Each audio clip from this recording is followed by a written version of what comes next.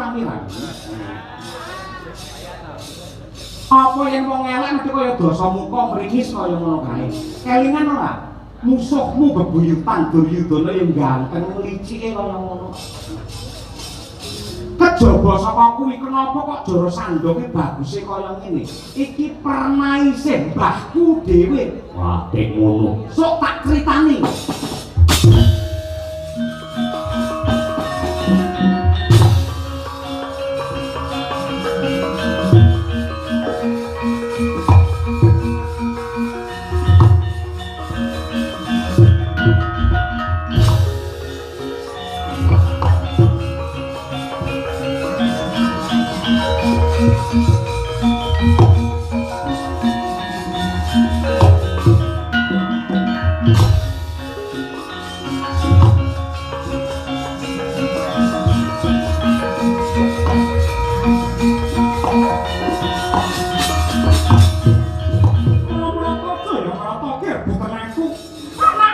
Jarasandha mati iki mboke sing glontan wit cilik Nyai Jara ora trima.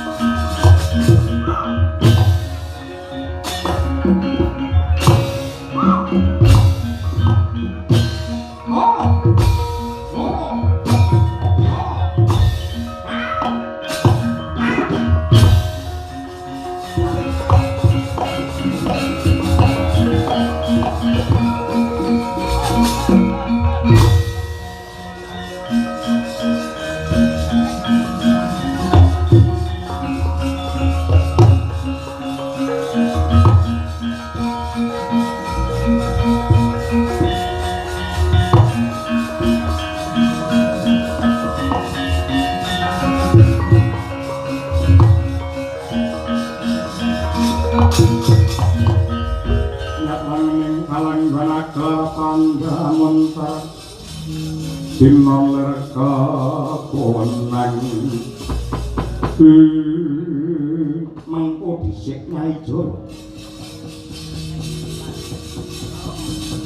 Yaktine ora mung Jarasandha nanging watake wong sak donya iki yektine gumantung sapa sing glontak.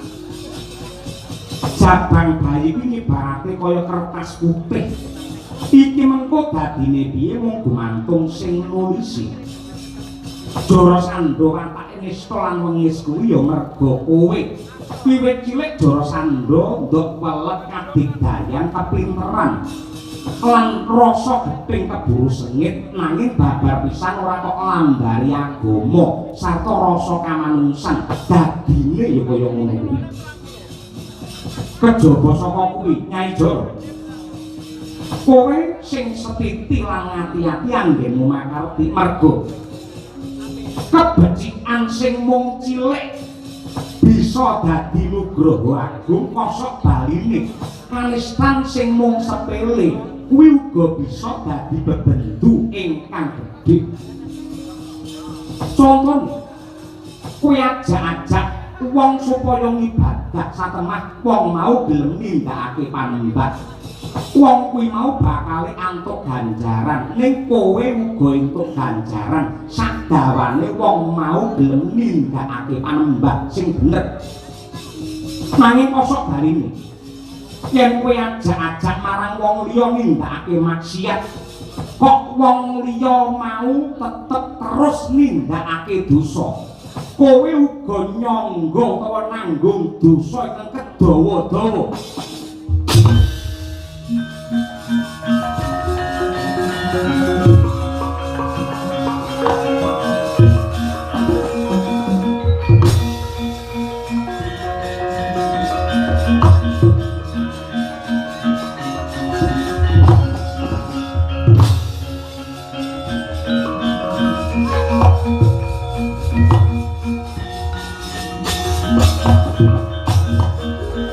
Sernaning angkara murka mangkono tanggap ing sasmita.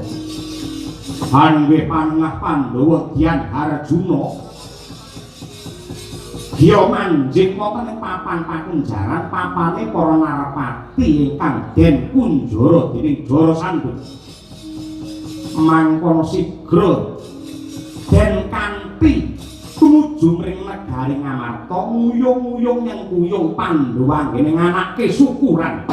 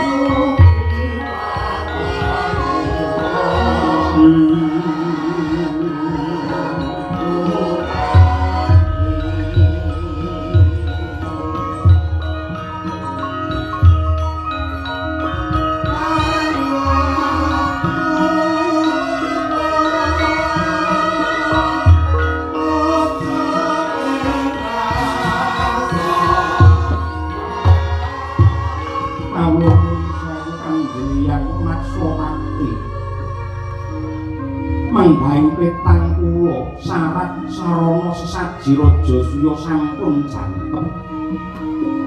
Brahmana pitu ingkang jurung pangestu pinandhikan Eyang Kalkanda Sang Mahatma Bisma miwah Kanjeng Eyang Wiyasa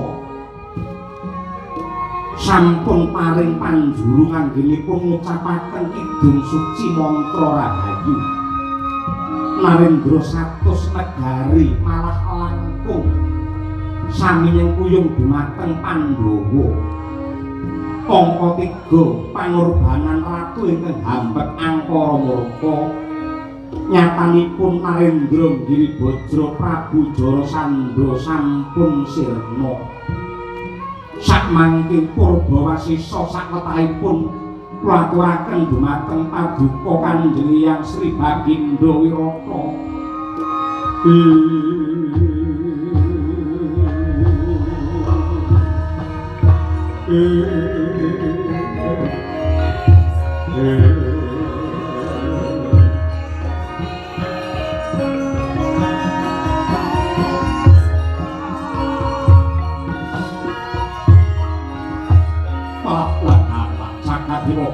Cakat mangestu nggono iya putu Prabu Puntadewa lan kabeh para putu-putuku Pandhawa kaki Prabu Ndarawati Koko Prabu Baladewa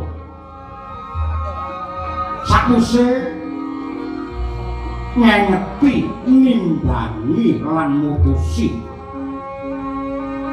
sesaji raja suya iki yekti sesaji ingkang agung ora mung mikolehake keluarga Ngamarta pribadi ning kanggo srana pedhamen tentreme jagat saisine ketitik para ratu ingkang den kunjara dening Jarasandha sak mangko wis padha kumpul bebarengan mapan ing stinggil dinata-rata negara Ngamarta sisanggawe panunggale bangsa-bangsa iki kudu ana pangarepe, kudu ana sing ngayomi, kudu ana sing mandhegani. Dene kang minangka dadi pangarep ora ana liya kejaba wong putu Prabu Puntadewa. Sisanggawe jeneng sira ndak tetepake putu minangka dadi ratu adil, ratu samrat, ya ratu agung, ya Mahadiraja. sakusi ana Ratu Agung kudu ana Pamong Agung Kaki Prabu Indramati ingkang jinejer dadi pamong. Samangke kula sunaken prisa dumateng sedaya para narendra ing parenggah upami Puntadewa dados Ratu Agung, Kresna dados Pamong Agung, kinten-kinten sarujuk menapa sarujuk.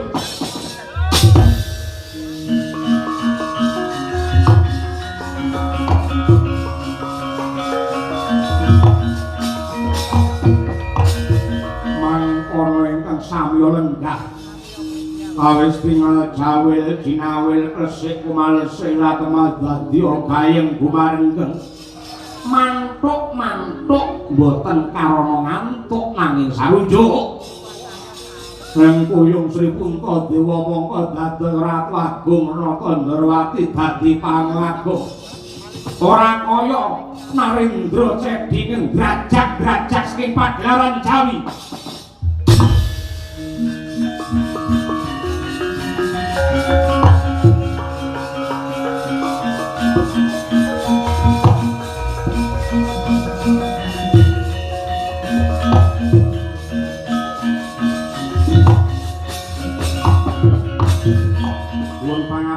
Menawi kula lemah bengkak nyelo-nyelo nyaru-nyaruwus gandeng samangke menika jamanipun tinarbuka sinten kemawon dipun paringi kelonggaran muda gagasan jumbo kalian krenjeting raos beda panemu menika sah nadyan kathah para narendra ingkang sampun sami nyengkuyung adhepipun Ratu Agung lan Pamong Agung nanging kula Narendra Cedi Prabu Supala babar pisan boten condong boten rumaja. Puntadewa dadi Ratu Agung agungipun wonten pundi? Ratu-ratu Bandayuda ratu peperangan apa-apa mung perintah karo adhine lanang. Angka kalih Pamong Agung Nakandrawati Sri Bathara Kresna menika saya boten cocok.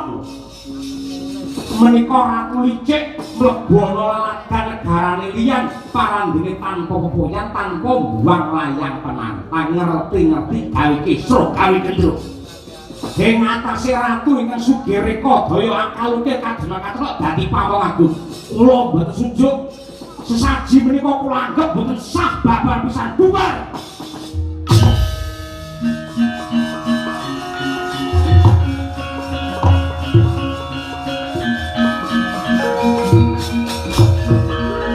Ingkang netra kekalih Nata Agung Ndrawati Sri Bathara Kresna mula dumateng tingkahe Sri Supala mangkono murub dadane abang branang mijil senjata cakra ngenani anggane Sri Supala ambyar dadi lebu.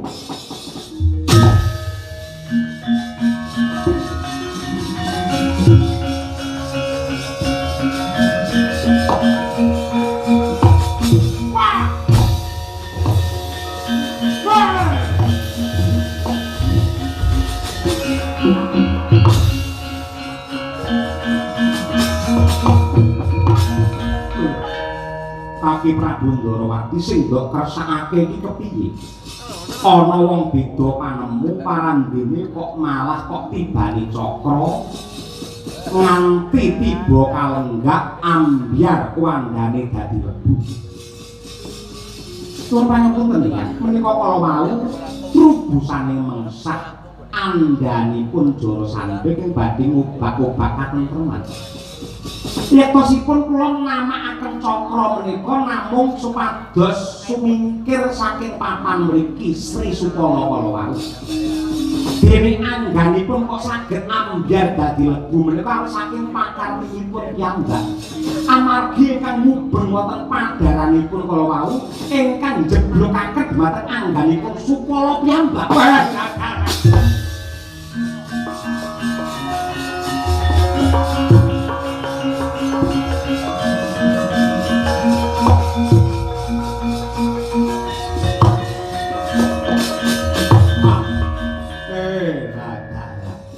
Dadi cakra ki mau kanggo nyingkirake dening jebluke Supala merga saka pakartine dhewe.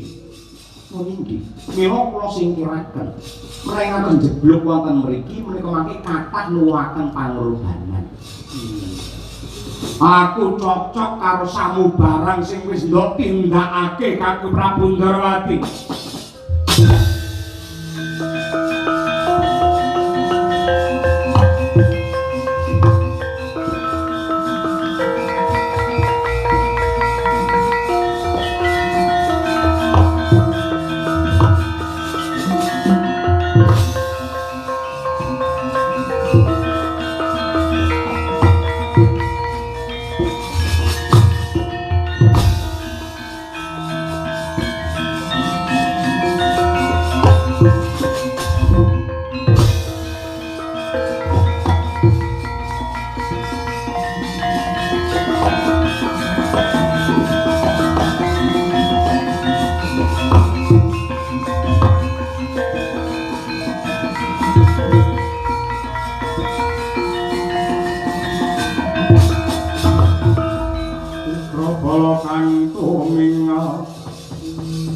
Campuk samya medali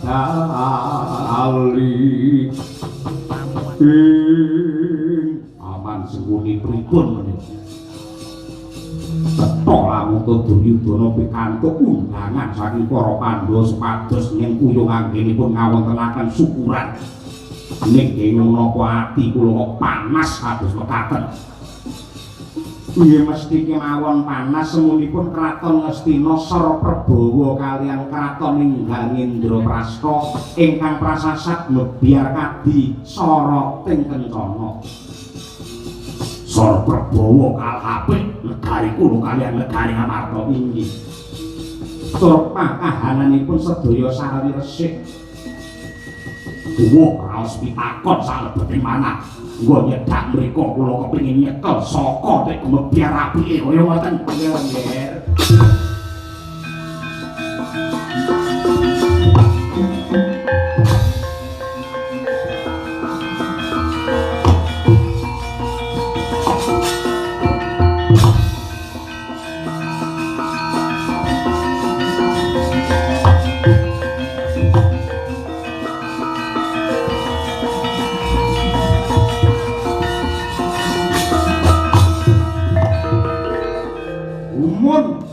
Setahun jembleng sarendeng Hanggih Sri Duryudana mulak kaindhane kraton Kencana Indraprasta noleh ngiwa noleh nengen datan gaita sukunira jangkah terus ana wujude blumbang ingkang bening nganti kaya kaca datan gaita lamun kaya kono yektine blumbang kejegur blumbang disurak para raja Narpati.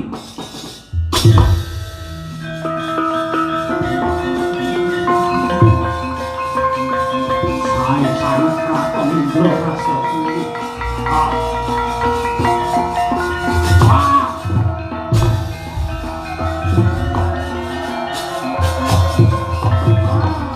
Apa ngukapan we? Katane dening jerang dan lebu-lebu.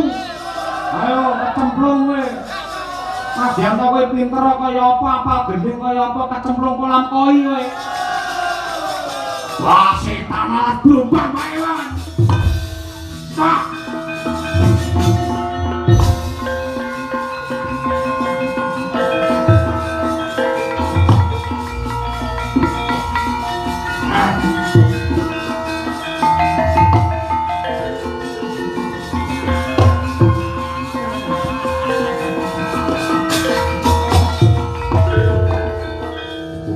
Wong pirang-pirang kuwirangan kula kuwirangan kisinan gedhen yen pancen kisinan genti sok Pandhawa digawe kisinan digawe wirang caranipun pripun kula sing nata reka daya kapan-kapan ditantang sesukan dadu cocok